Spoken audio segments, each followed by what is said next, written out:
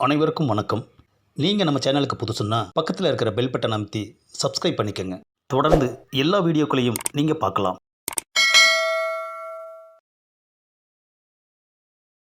என்னடா நடக்குது இங்கே?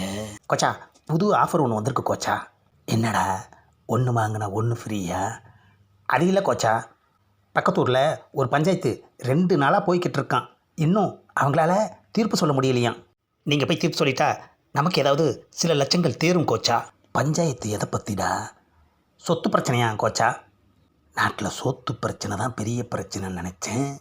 ஆனால் இப்போது சொத்து பிரச்சனை பெருசாக இருக்குது. The next day. படா, ஒரு வழியா கோச்சா பஞ்சாயத்து சொல்ல வந்துட்டார். பா, எவ்வளோ கூட்டம். தம்பி, என்ன பிரச்சனைன்னு சொல்லுப்பா. ஆமாம், நீ யார்? என்னது, நான் யாரா? கோவை கோச்சா கேள்விப்பட்டிருக்கியா? அது நான் தான். உனக்கும் இந்த பஞ்சாயத்துக்கும் என்ன சம்பந்தம்? சம்பந்தத்தை நானாக ஏற்படுத்திக்கிட்டேன். ஆமாம், இந்த கோவையில் இந்த கோச்சா வச்சது தான் சட்டம். மீறி நடந்தா அவன் நாறி போயிடுவான். போனா போகுதேன்னு இந்த பஞ்சாயத்துக்கு நான் தீர்ப்பு சொல்ல வந்திருக்கேன். என்ன பிரச்சனைன்னு என்கிட்ட சொல்லு. சொத்து பிரிக்கிற பிரச்சனை போதுமா? ஆமாம், சொத்து எவ்வளோ இருக்குது? 30 லட்ச ரூபா சொத்து இருக்குது. எத்தனை பேர்த்துக்கு பிரிக்கணும்? 3 பேருக்கு. ஆளுக்கு 10 லட்சமாக எடுத்துட்டு போக வேண்டியதானையா? அங்கே தானே சிக்கலே. சிக்கலா? ஆமாம், அதில் ஒரு தம்பி இறந்துட்டார். ஆஹா, அப்போ ஆளுக்கு 15 லட்சமாக எடுத்துக்க வேண்டியதானே? ஆ, அதெல்லாம் முடியாது. செத்து போன தம்பிக்கு தான் முக்கியமாக பங்கே கொடுக்கணும். செத்தவனுக்கு எதுக்குயா பணம்? ஆ, இதைத்தான் 2 நாளாக சொல்லிக்கிட்டு இருக்கோம். கேட்காம எங்களை சோறு தண்ணி கூட சாப்பிட விடாமல் இப்படி படுத்திக்கிட்டு இருக்கான். ஆமாம், செத்தவனுக்கு யார் இருக்கா? யாரும் கிடையாது. பஞ்சாயத்து புதுசாக இருக்கே. இங்கே பாருப்பா, செத்தவருக்கு முக்கியமாக பணம் கொடுக்கணும்னா அந்த 10 லட்சத்தை கோயில் உண்டியில் போட்டுருங்க. பாக்கி 20 லட்சத்தை அண்ணனும் தம்பியும் ஆளுக்கு 10 லட்சமாக பிரிச்சுக்கோங்க. போதுமா? அதெல்லாம் முடியாது. வேற என்னதாயா முடியும்? என்னது, பயங்கரமாக யோசிக்கிறான். யாராவது என் தம்பியாக மாறி அந்த 10 லட்சத்தை வாங்கிக்கிட்டா இந்த பஞ்சாயத்து முடிஞ்சிடும். ஏப்பா, 2 நாளாக இதை சொல்லாமல் இன்னைக்கு சொல்கிறியேப்பா இதை. என்னது, தம்பியா மாறி 10 லட்சத்தை வாங்கிக்கணுமா? A few moments later.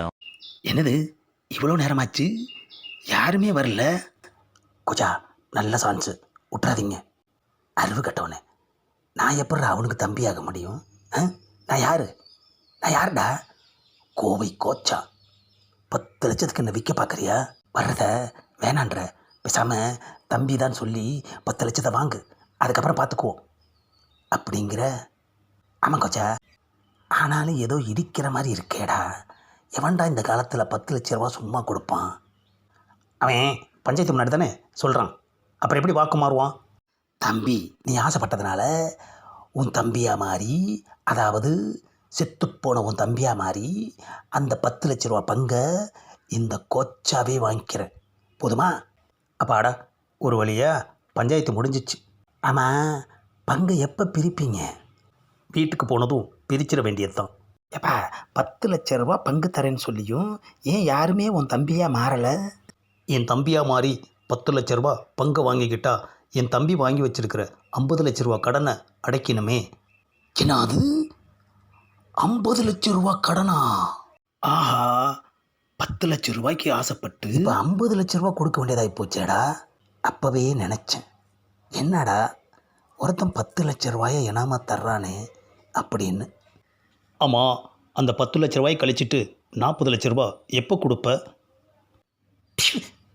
என்னது, எல்லாருமே மறைஞ்சிட்டாங்க. Later. அப்பாடா, ஒரு வழியா அந்த ஊர்லேருந்து தப்பிச்சு வந்தாச்சு. ஏண்டா, ஒழுங்காக விசாரிக்க மாட்டிங்களா? ஆன்ட்டி விஷயத்தில் என்னை அவமானப்படுத்துனீங்க, இங்கே என்னை போண்டியாகவே ஆக்க பார்த்தீங்களேடா. இந்த காமெடி ட்ராக்கை முழுசாக பாருங்கள். மற்றபடி லைக் பண்ணுங்கள், ஷேர் பண்ணுங்கள், மறக்காமல் சப்ஸ்கிரைப் பண்ணுங்கள்.